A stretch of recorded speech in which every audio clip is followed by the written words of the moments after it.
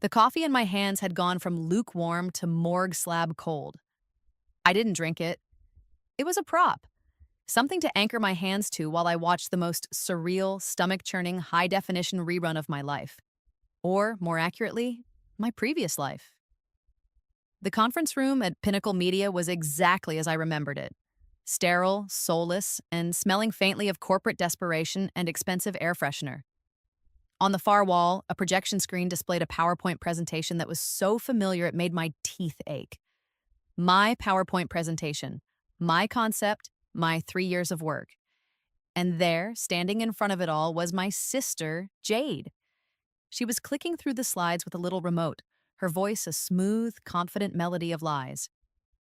As you can see, our proprietary research indicates a significant untapped market in the historical true crime niche. We're calling it Echoes of Crime. I almost snorted into my cold coffee, her proprietary research. I remembered the late nights I'd spent hunched over library archives and digital newspaper clippings, my eyes burning while she was out networking at whatever cocktail bar was trending that week.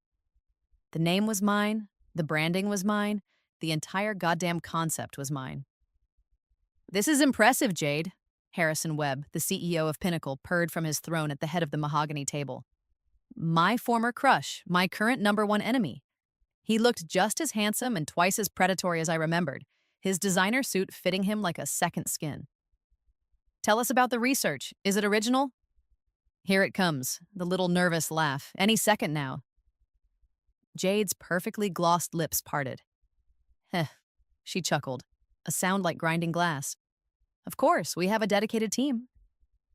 Her dedicated team was me in my cramped studio apartment, fueled by instant ramen and a burning passion she couldn't even begin to comprehend. The sting of betrayal should have been sharp, a fresh wound. But it wasn't. It was a dull, familiar throb, like a phantom limb remembering an old injury. Because I'd lived this exact moment before.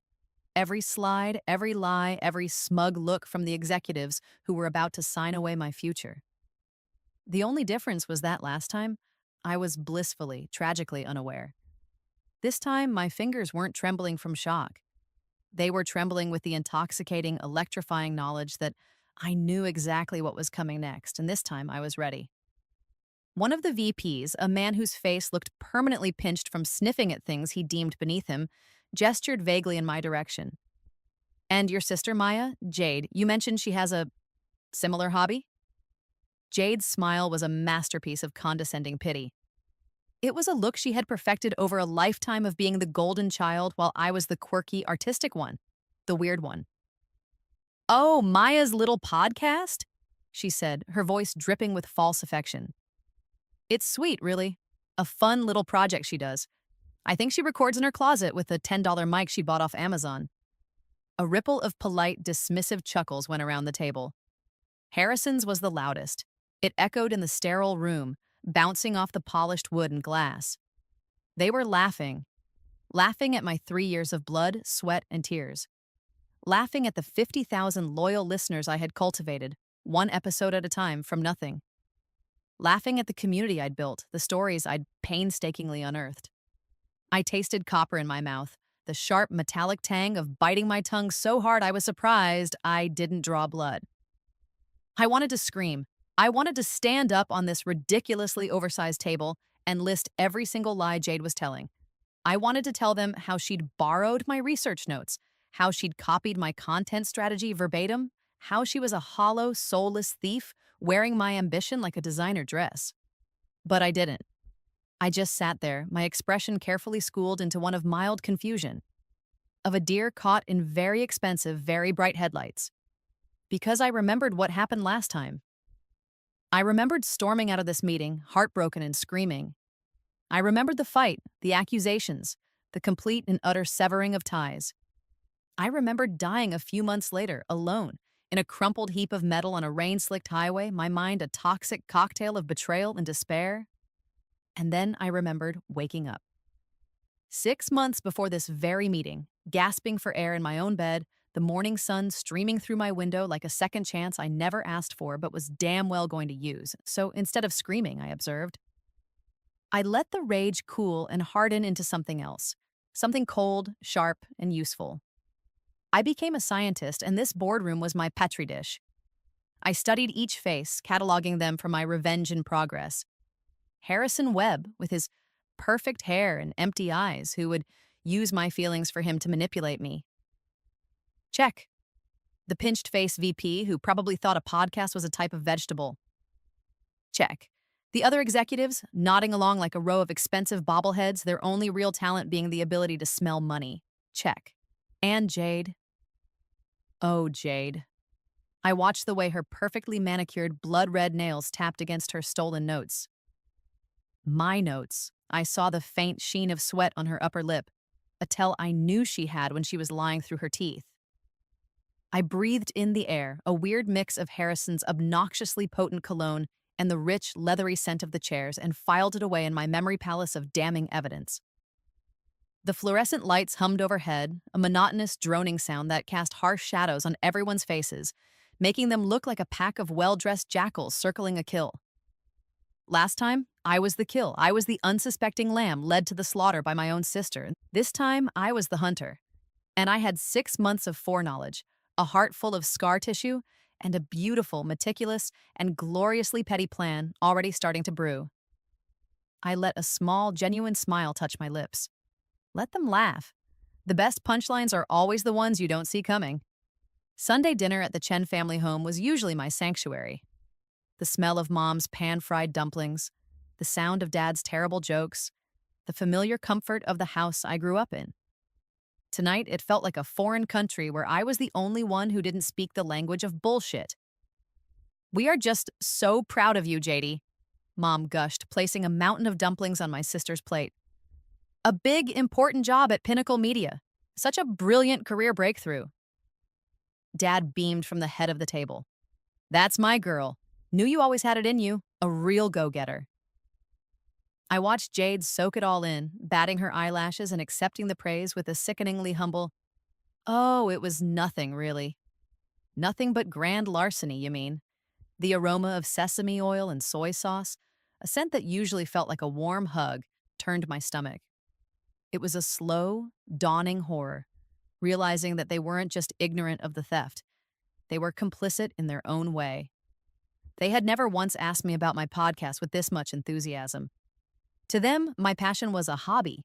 Jade's theft was a career. Later, Jade cornered me in the kitchen while I was loading the dishwasher, the clatter of plates a welcome distraction. "You're being weird tonight," she said, leaning against the counter and inspecting her nails. "Am I?"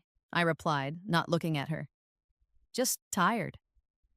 "Look," she sighed, as if granting me an enormous favor. "About the Pinnacle thing, you should be grateful. I'm giving your little hobby some real exposure. This is bigger than your closet studio, Maya. It's the big leagues." I finally turned to look at her, my hands submerged in hot, soapy water. The sheer, unadulterated audacity of her statement was almost impressive. She wasn't just a thief. She was a thief who thought she was a philanthropist. "Right," I said, my voice flat. "The big leagues. I'm so lucky to have you looking out for me." Her smile was triumphant, convinced she'd won. "I knew you'd understand." I just smiled back, a tight, brittle thing that didn't reach my eyes. Oh, I understood perfectly. Tuesday meant coffee with Riley. It was a ritual we'd had since college, our one constant in the chaos of adulting. We were at our usual spot, a bustling cafe downtown with huge windows, perfect for people watching. Steam rose from my latte, creating a little cloud that blurred her face for a moment. It was a kindness the universe was affording me because, when it cleared, I could see the guilt etched into every line of her expression. "So, weird question," she started, fidgeting with a sugar packet, shredding it into a pile of white dust. "You know how you were talking about maybe pitching Echoes of Crime to a bigger network?" I took a slow sip of my coffee. "I might have mentioned it." "Yeah, well," she wouldn't meet my eyes. The cafe buzzed around us, the hiss of the espresso machine and the murmur of a dozen conversations. But her next words cut through the noise with chilling clarity. "I might have mentioned it to Jade. I just thought she could help.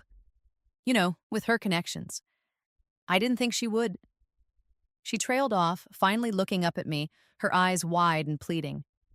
Last time, this was the moment my world tilted on its axis. The revelation that my best friend, my confidant, had been feeding information to my sister for months had shattered me. This time, it was just another data point. Her justification tumbled out in a panicked rush. Jade promised to get me an internship at Pinnacle Media, Maya, a real one, in the marketing department. I'm so sorry. You understand, right? It's such a good opportunity. You understand, right? The unofficial slogan of every backstabber who wants to be absolved of their sins without actually atoning for them. I understand, I said. And the scariest part was that I did. I understood her ambition, her weakness, and her complete inability to see beyond her own self-interest. I stirred my latte, the spoon clinking softly against the ceramic. Don't worry about it, Ree. It's fine. She visibly relaxed, a wave of relief washing over her. Oh, thank God. I was so worried you'd be mad. Never, I said, smiling that same brittle smile from Sunday dinner. I felt like I was collecting them, a whole bouquet of fake, painful smiles.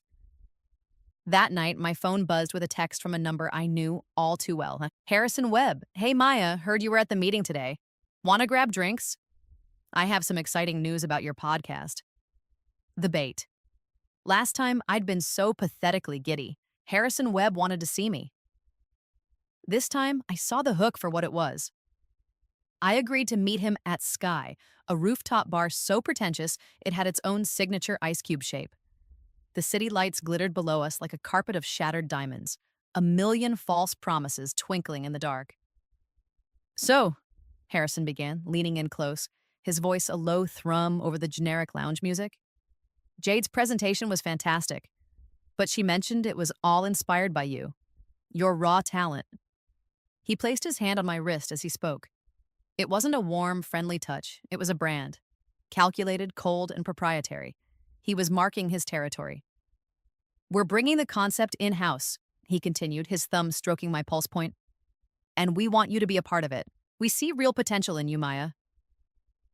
The revelation hit me then, not with the force of a blow, but with the quiet, chilling certainty of a puzzle piece clicking into place. This wasn't just Jade's idea.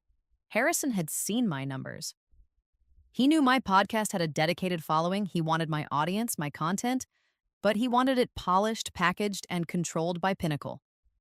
Jade was just the more marketable face, the more pliable puppet. He had orchestrated this entire setup, dangling the possibility of a relationship in front of me like a carrot, using my stupid, naive crush as leverage. I don't know what to say, I stammered, playing my part. Don't say anything yet, he whispered, his eyes gleaming in the dim light. Just think about it. I thought about it. I thought about how I was going to dismantle his entire world. The final nail in the coffin of my old life came on Monday morning. I was at my desk at my soul-crushing day job, a marketing firm where creativity went to die, when my boss, Sandra Price, called me into her office. Her office smelled of industrial-strength hand sanitizer and broken dreams.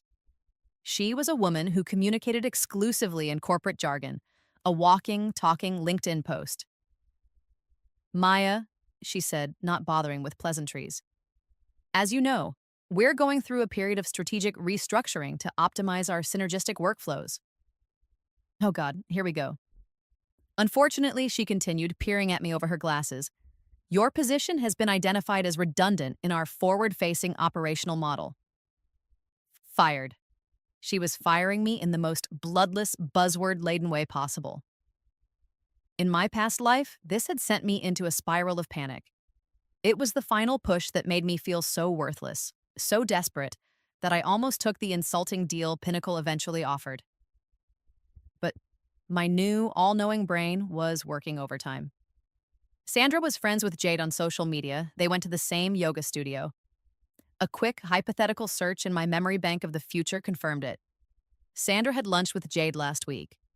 It wasn't a coincidence, it was a coordinated attack. Jade to steal my work. Riley to feed her information. Harrison to manipulate me with a phantom opportunity.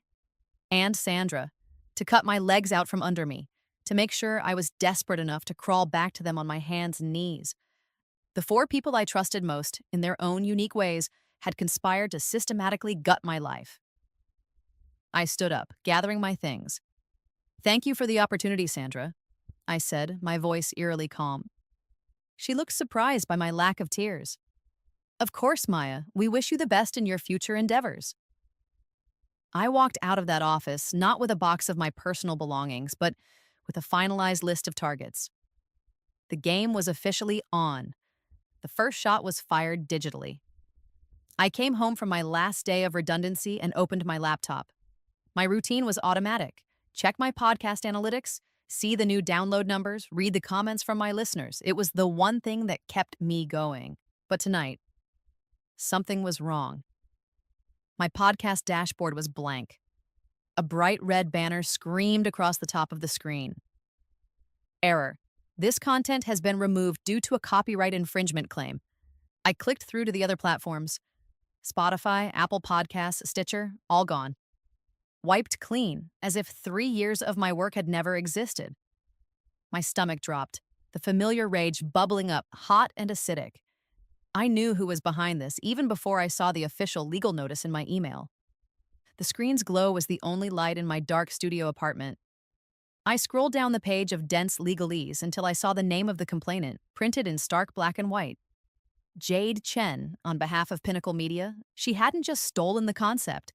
She was trying to erase my history. She was claiming ownership of every episode, every interview, every single word I had ever recorded. My hands shook, not with fear, but with a fury so pure it was almost sublime. I leaned back in my chair and, to my own surprise, I smiled. A wide, toothy, slightly unhinged smile. Because I remembered this part. This was the move that was supposed to break me. And I knew exactly what came next. The first rule of my new life: never let them see you sweat. The second rule: use their arrogance against them. I picked up my phone and dialed Jade's number. I took a deep breath, picturing myself as a sad, pathetic little kitten.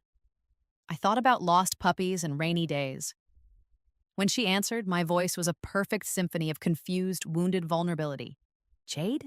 I whispered, letting a little crack seep into my tone. "My podcast. It's gone, all of it. There's some email about copyright. I don't understand what happened." I could practically hear her smug smile through the phone. "Oh, Maya, I was going to call you," she lied smoothly. "It's just legal stuff, very complicated. Since Pinnacle is acquiring the intellectual property, our legal team had to file some takedowns to consolidate the brand. It's standard procedure." "But you can't do that," I said, my voice trembling beautifully. "That's my work. My name is on it." Her triumphant laughter crackled through the phone line, sharp and ugly. "Don't be so dramatic. Think of it as a clean slate. We'll talk soon about your new role. It's going to be great." She hung up before I could reply. I stared at my phone for a long, silent moment. The mask of the sad little kitten dissolved. The predator smiled. She thought she was consolidating a brand. In reality, she had just handed me the moral high ground on a silver platter, gift-wrapped for my entire audience to see. I immediately started executing my real plan.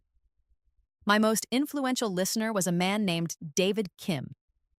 In my previous life, I'd only discovered his identity after my death, when my meager online eulogies were flooded with comments from a verified tech mogul who had apparently been a huge fan.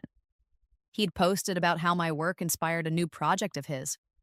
It was a tragic, posthumous compliment. This time, it was my ace in the hole. I found his business email, a closely guarded secret I'd only learned from that posthumous discovery, and sent a short, cryptic message. "They didn't just steal the echoes. They're trying to silence the source. I have a plan to make it louder. Maya Chen." He replied in under an hour. We agreed to meet at a quiet, high-end sushi restaurant in a part of town I couldn't have afforded to breathe in last week. The place was all dark wood and minimalist design, the kind of place where deals were made over meticulously sliced bluefin tuna. David Kim was younger than I expected, with sharp, intelligent eyes that seemed to see right through my carefully constructed facade. "I've been following your work for months," he said after we ordered.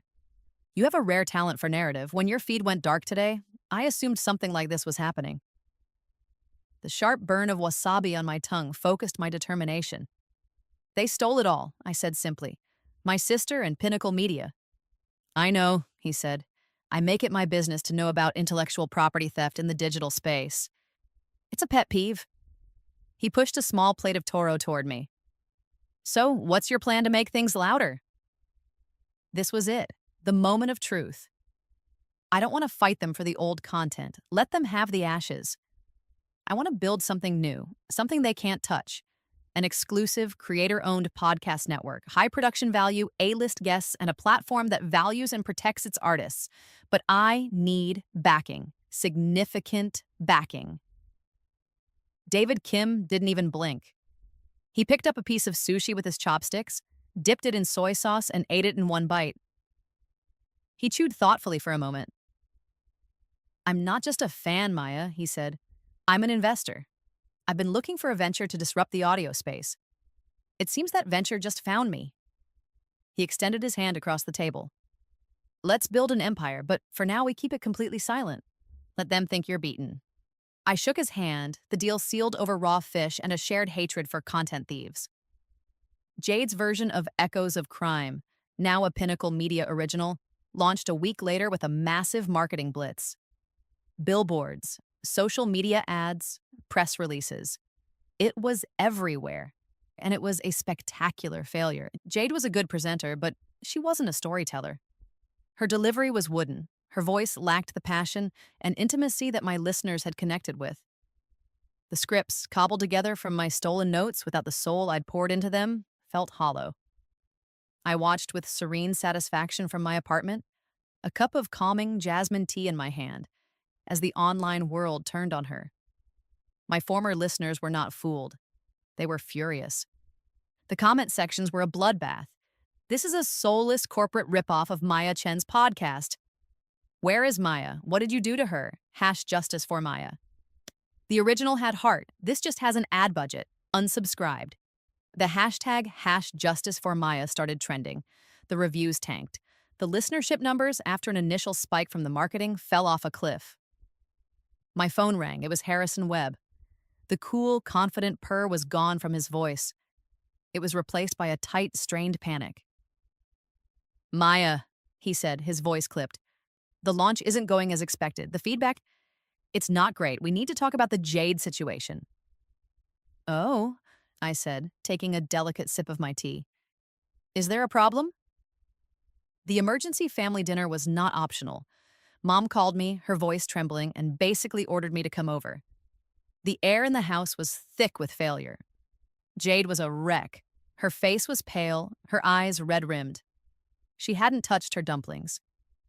They hate me, she whispered, staring at her phone. The comments, they're brutal. My parents, who a few weeks ago were toasting their brilliant daughter, now looked at me with new, desperate eyes. For the first time, they seemed to be seeing me not as the quirky hobbyist, but as the one who actually had the talent. Maya, Dad started, his voice heavy. Maybe you could help her. Give her some pointers. You were always so good at that podcast thing.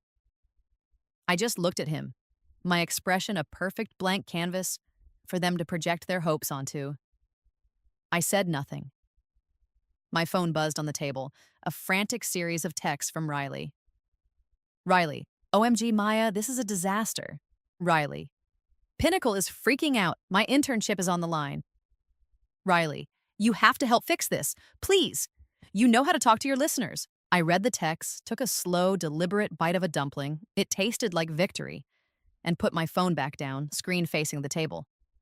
I responded to each of their desperate pleas with the most powerful weapon I had, calculated, deafening silence. I just sat there watching them scramble, the first cracks in their perfect, stolen world beginning to show, and it was beautiful. Just when I thought I was out, they pulled me back in. Or at least, they tried. After a week of blissful radio silence, I received an email that made my blood run cold, then hot, then ice over. It was from a small, independent media house I'd interviewed with, a place I was genuinely excited about. They had verbally offered me a producer position. The email was a formal, soul-crushing retraction. Dear Maya, after further consideration and checking references, we regret to inform you that we will not be moving forward with your candidacy. Checking references. There was only one person they could have called who would have torpedoed my chances so effectively. Sandra, my former boss. I could practically hear her smug corporate speak assassination over the phone. While Maya meets expectations, she's not aligned with our forward-facing synergistic goals, lacks a certain team player mentality. It was a classic, untraceable character assassination. I stared at the email, the morning sunlight streaming through my window and illuminating the dust motes dancing in the air. This was their next move. Coordinated. After the public failure of the podcast, Jade must have called in another favor. Block my professional life. Make me unemployable. Make Pinnacle my only option. I looked at my reflection in the dark screen of my laptop. There were no tears. No panic. The woman staring back at me had learned to weaponize patience. They thought they were backing me into a corner. They had no idea I was building a fortress. Time for Act 2 of the Maya Chen Pathetic Loser Tour. I picked up my phone and called Harrison. I let my voice crack. I threw in a few well-timed, shaky breaths. I was Meryl Streep, and this was my Oscar-winning performance. Harrison, I whimpered. I got the offer rescinded. The other job, they said it was because of my references from my old boss. That's tough, Maya, he said, his voice dripping with faux sympathy. He knew. Of course he knew. I don't know what to do, I cried, letting a fake tear roll down my cheek. I have nothing. Jade has my podcast. I don't have a job. Why don't we meet? He said smoothly. Same place, my treat. We met at the same rooftop bar. It was becoming our spot, the designated stage for our toxic little play. I made sure I looked appropriately downtrodden. No makeup, hair in a messy bun, an old sweater. I let the city lights blur through my fake tears as I told him my sob story. I'm desperate, Harrison, I whispered, looking up at him with what I hoped were big, pleading eyes. I'll do anything.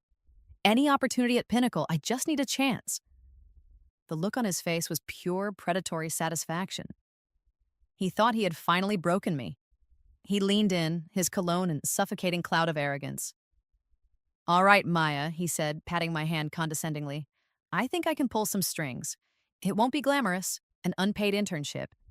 You'll be assisting Jade's team, helping with research and social media, but it's a foot in the door. An unpaid intern. Under my sister. On the project she stole from me. It was the ultimate humiliation. Thank you, I breathed, as if he'd just handed me a lifeline instead of a lead weight. Thank you so much. He smiled, triumphant. Welcome to the team. My unpaid internship at Pinnacle was a joke. They gave me a desk in a windowless corner and had me doing menial tasks. Fetching coffee, transcribing Jade's terrible interviews, managing the torrent of negative comments on their social media pages. It was perfect. They thought I was a beaten dog, licking my wounds in their kennel. They never bothered to watch me too closely. Every day at lunch and every evening after I left their gleaming corporate tower, I was building my empire. My equipment rental meetings were actually recording sessions with David Kim's team. He had secured a state-of-the-art recording studio in an unmarked building downtown. The kind of place with soundproofing so total, the silence was a physical presence. Inside that booth, my focus was absolute. I wasn't just re-recording old ideas. I was creating something bigger, better, and bolder. I used the insider knowledge I gleaned from Pinnacle's marketing meetings to my advantage. They were targeting has-been celebrities and C-list reality stars. I went bigger. Using David's connections and the credibility of my old podcast, I started reaching out to the people Pinnacle could only dream of. A Pulitzer-winning journalist who had gone silent. A world-famous chef with a secret to tell. A reclusive author who hadn't given an interview in a decade. One by one, they agreed to come on my new secret show. They were drawn in by the promise of authentic, long-form conversation, away from the corporate machine. They were drawn in by the promise of a network that was owned by a creator, not a board of directors. While Pinnacle was trying to resurrect a corpse, I was building a living, breathing, revolutionary new platform. The launch day was a Tuesday. I chose it specifically because Tuesdays were Pinnacle's big analytics meeting day. I sat in my sad little intern corner, dutifully fetching lattes for everyone. At exactly 10 a.m., I took out my phone and hit publish. It wasn't a launch, it was a carpet bomb. My new network, Nexus Audio, went live simultaneously on 15 platforms. Not just the big ones, but niche, international, and emerging ones David's team had partnered with. The centerpiece was the first episode of my new show, The Source, featuring an explosive, exclusive interview with the Pulitzer-winning journalist, breaking a national story wide open. I didn't need to watch my own download numbers. I could see the fallout in real time. First, a junior analyst's phone buzzed, then another.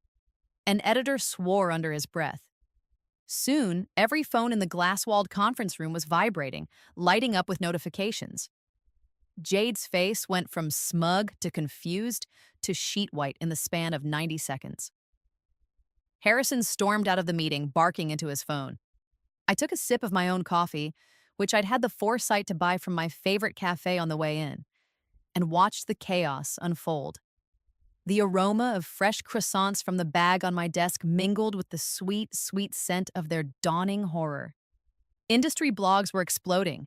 Variety and The Hollywood Reporter had already published articles praising the audacious launch and the innovative new model of Nexus Audio.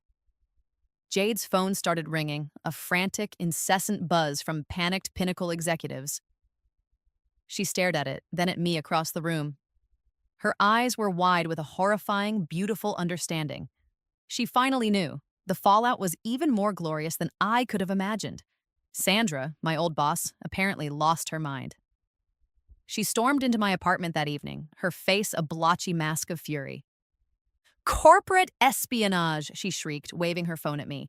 "You used company time, company resources. I'll have you sued into oblivion." I had been expecting her. I calmly poured her a cup of jasmine tea, the same kind I'd been drinking when their world started to crumble. "Sandra," I said, my voice steady and calm. "I was an unpaid intern. I signed no non-compete.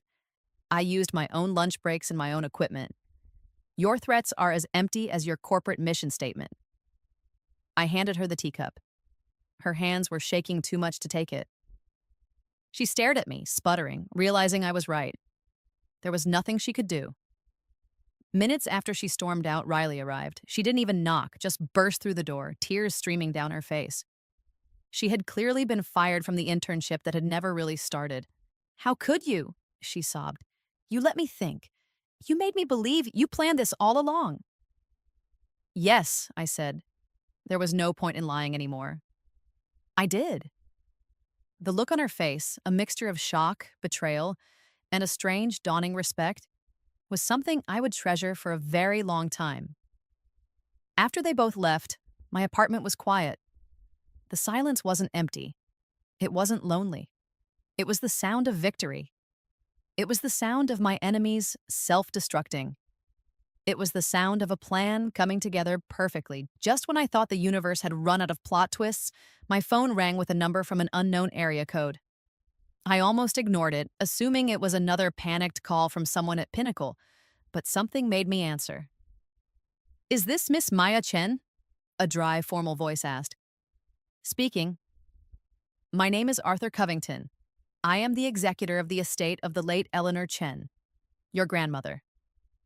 My heart did a weird little flip. Grandma Eleanor had passed away over a year ago. She was a formidable woman, sharp and quiet, who had always seemed to see more than she let on. We'd been close, in our own reserved way. I'd thought her modest estate had been settled months ago.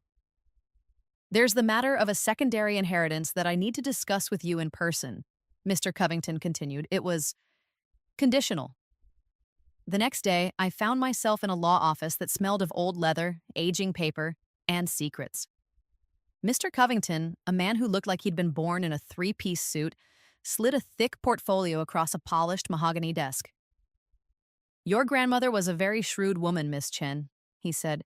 "She left you the bulk of her estate, but with a number of conditions that have only recently been met." I opened the portfolio. It wasn't full of stock certificates for blue-chip companies or deeds to quaint cottages. It was a list of holding companies and majority share declarations. I read the names, my brain struggling to process the information. 5 major broadcasting companies, regional radio networks, a television station, a massive digital media conglomerate, My grandmother, the quiet woman who grew prize-winning roses and made lemon cake, had secretly built a media empire, and I had just inherited controlling interest in all of it. At the bottom of the pile was a handwritten letter on her elegant, cream-colored stationery. My dear Maya, it read, talent is a seed, adversity is the soil. I could have given you a garden, but I needed to see if you could bloom in the desert. You have. I am so proud. Now, go build your forest. The revelation was a physical shock. My grandmother hadn't just been watching my little podcast. She had been testing me. This whole nightmare, the betrayal, the struggle, had been her final, elaborate, posthumous test of my worthiness. That evening, I met David Kim for dinner, not at a sushi bar, but in a private dining room with crystal glasses that caught the candlelight and a sommelier who spoke in hushed, reverent tones. I told him about the inheritance. He didn't look surprised, he simply smiled. I was wondering when Covington would call you, he said, taking a sip of wine. I stared at him. You knew? Maya, he said gently, I'm not just a tech mogul who happens to like podcasts. Eleanor Chen was my mentor. She gave me my first round of seed funding 30 years ago. We were business partners for decades. The room seemed to tilt slightly. So, when I emailed you, she instructed me to watch over you, he explained. The inheritance was always yours, but it was conditional. You had to prove you could succeed on your own terms without the safety net of her name or her money. You had to face betrayal and build something from the ashes. If you had failed, or given up, or taken the easy way out, the inheritance would have gone to charity. Every piece fell into place with a resounding, deafening crash. The betrayals weren't random acts of cruelty. They were a crucible, designed by my grandmother and observed by her partner to forge me into someone strong enough to handle what was coming. So the sabotage, the theft, it was all a test? I asked, my voice barely a whisper. It was necessary, David said, and you passed spectacularly.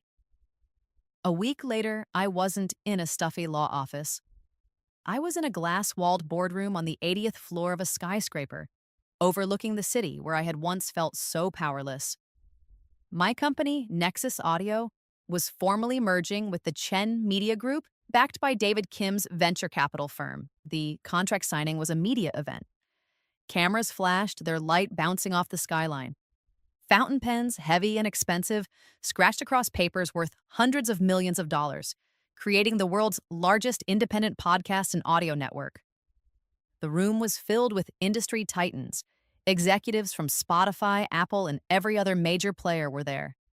People who wouldn't have returned my email a month ago were now lining up to shake my hand, their faces etched with a mixture of awe and naked ambition. They didn't just want to partner with me, they wanted a piece of the future I was building. I was no longer knocking on the door. I owned the building. Later that day, I stood alone in my new corner office. It was bigger than my entire old apartment. The city sprawled out below me, a map of my new reality. A kingdom awaiting orders. David walked in, holding 2 champagne flutes. He handed one to me. A recent market analysis, he said with a wry smile. With the combined assets of Chen Media and the launch of Nexus, our new entity now controls more direct-to-listener audio influence than Pinnacle Media and its top 3 competitors combined. I looked at my reflection in the floor-to-ceiling window. It was me, but it wasn't. The woman looking back wasn't the girl with the $10 mic in a closet. She wasn't the unpaid intern fetching coffee. She was a queen surveying her domain. The irony was so thick and sweet I could taste it. The family who had dismissed my hobby was now living in a world where my hobby had become the dominant force. My success had created a shadow so large they would all have to work within it. I had truly been reborn. The news of the merger and my ascendance sent shockwaves through the industry. The first casualty was Pinnacle Media. Their stock plummeted in pre-market trading. Their innovative podcast was now a laughingstock, an embarrassing footnote in the story of my meteoric rise. Harrison, Jade, Sandra, and Riley all received notifications that same afternoon. I didn't send them. I didn't have to. The new board, installed by David and me, did a clean sweep. Termination notices effective immediately. Clause enforced industry blacklisting for breach of ethics and intellectual property theft. I didn't need the satisfaction of firing them personally. I was beyond that. I was busy planning my next 3 global acquisitions. I found out about it when I saw a news alert on my phone while unpacking boxes in my new penthouse apartment. The air smelled of fresh paint, new beginnings, and the clean, infinite possibility of an ocean breeze. I was home. And from this high up, I couldn't hear their notifications at all. My doorman announced her arrival with a professional neutrality that suggested he'd seen it all. Jade stood in my marble foyer, looking small and lost against the vast, minimalist space. The designer clothes hung on her differently now, like a costume for a part she'd forgotten how to play. Her tears, for the first time I could remember, seemed genuine. The cavernous entryway echoed with her broken apologies and desperate justifications. I was just, I saw you had this talent, this thing that was all yours, and I wanted a piece of it. She sobbed, her words tumbling over each other. I led her to the living room and poured her a cup of tea. It was from a set of my grandmother's antique china, thin and delicate and priceless. The ritual felt ceremonial, a final act before the curtain fell. I was jealous, Maya, she finally confessed, staring into the teacup as if it held all the answers. You were always the talented one, the one with the passion, and I couldn't stand it. I was so afraid of being second best. I listened, my expression calm. I felt a flicker of something, not pity, but a distant anthropological understanding of her motivations. She was a black hole of insecurity, and she had tried to pull my light into her void. I'm sorry, she whispered, looking up at me, her eyes pleading. Can you ever forgive me? My parents visited the next day. They sat awkwardly on my white leather sofa, dwarfed by the floor-to-ceiling windows that framed the city skyline like a work of art. They had never been to my old apartment. They finally understood. Not the mechanics of podcasting or the intricacies of the deal, but the sheer scale of what I had built while they were busy praising the daughter who had stolen from me. Dad, a man who rarely showed emotion, cleared his throat, his voice thick and broken. We failed you, Maya, he said, his gaze fixed on the sprawling city below. We were so focused on the traditional path, on what looked like success, that we didn't. We should have believed in your dreams. Mom reached across the coffee table and clutched my hands. Hers were trembling. We are so, so sorry, darling, she wept, her tears smelling of regret and the faint, familiar scent of the hand lotion she always used. Please, can we start over? Can you forgive your foolish old parents? Their pain was real, their remorse was palpable, but it was also 10 years too late. Harrison Webb didn't come to apologize. He came to grovel, but he disguised it as a business proposition.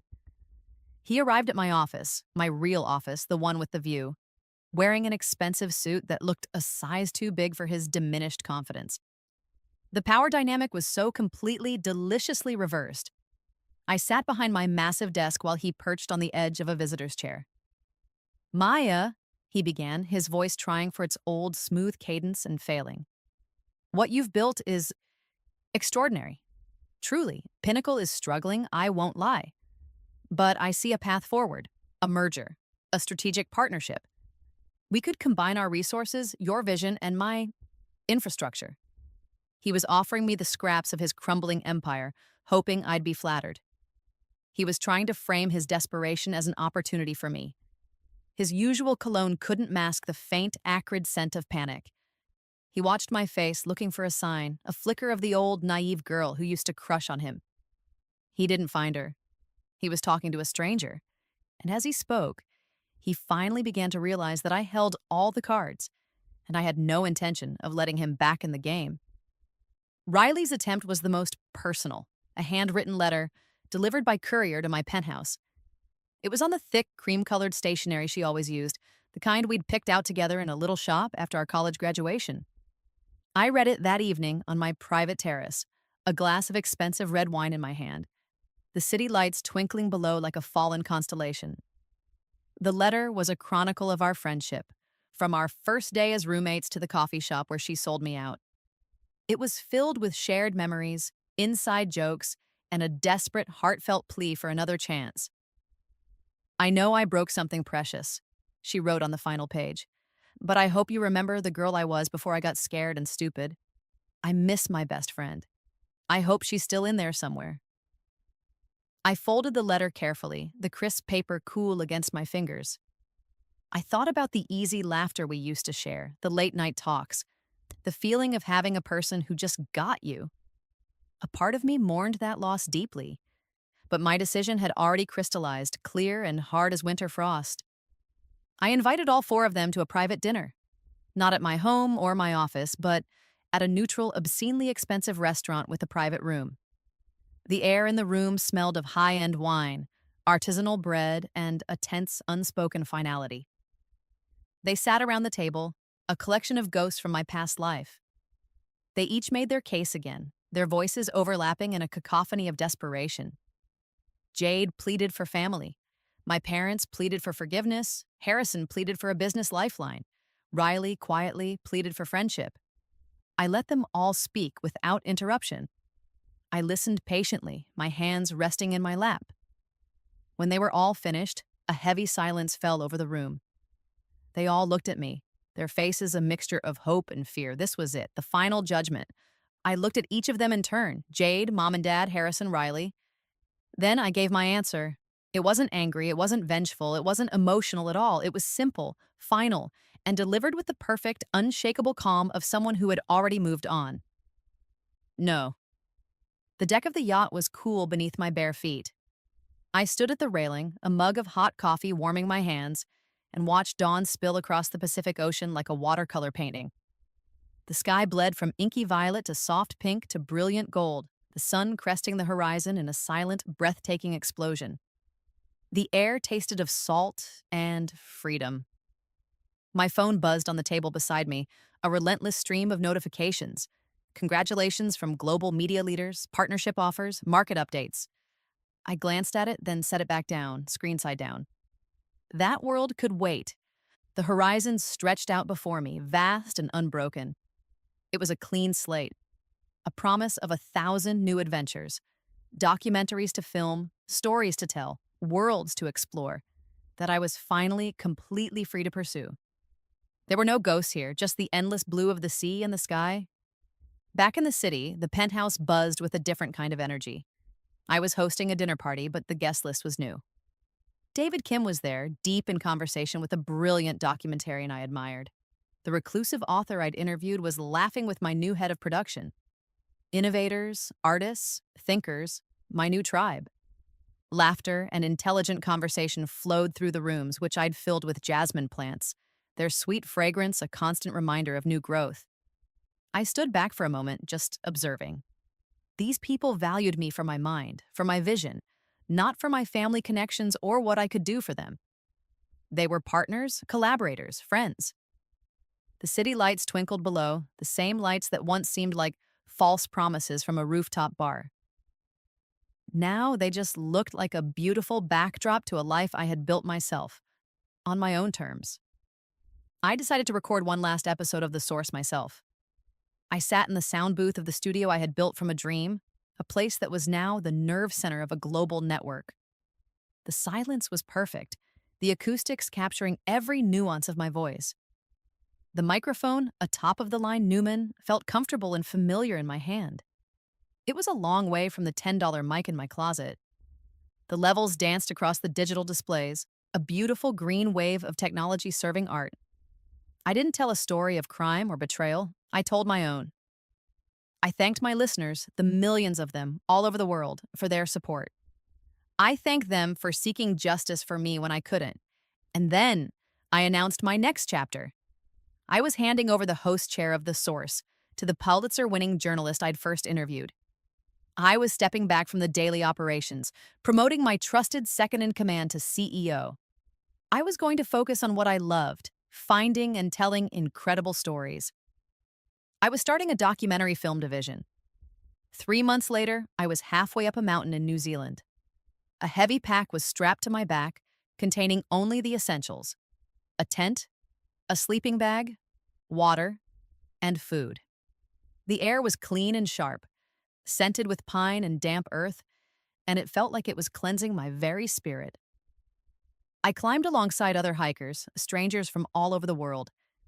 They saw a woman with a determined look in her eye, hidden behind sunglasses and a layer of trail dust. They didn't see the media mogul, the CEO, the woman on the cover of Forbes. They just saw Maya. It was exhilarating. That night, I camped under a blanket of stars so bright and dense, they looked like spilled sugar on black velvet. They shone with the same fierce, burning intensity as my own reclaimed dreams. I had never felt so small or so infinite. On my way back to civilization, I found myself with a few hours to kill in a familiar city. On a whim, I walked to the cafe where Riley had delivered her weak-kneed confession. It was under new ownership, the decor changed, but the big windows were the same. I sat down and ordered the same latte. This time, the steam that rose from the cup didn't carry the scent of betrayal. It smelled of roasted coffee beans, sweet milk, and victory. At the next table, a young woman was struggling with a mess of audio equipment, a portable recorder, a cheap-looking microphone, a laptop covered in stickers. She was chewing on her lip, her brow furrowed in concentration, but her eyes shone with that unmistakable fire of someone chasing a dream. I watched her for a moment, a fond smile playing on my lips. When my bill came, I paid for my coffee and for hers. On the back of my business card, I wrote a single word. Then, I walked over to her table, placed the card beside her laptop, and left without a sound. She looked down at the card. On it was the Nexus Audio logo, my name, my title, and the word I'd written: believe.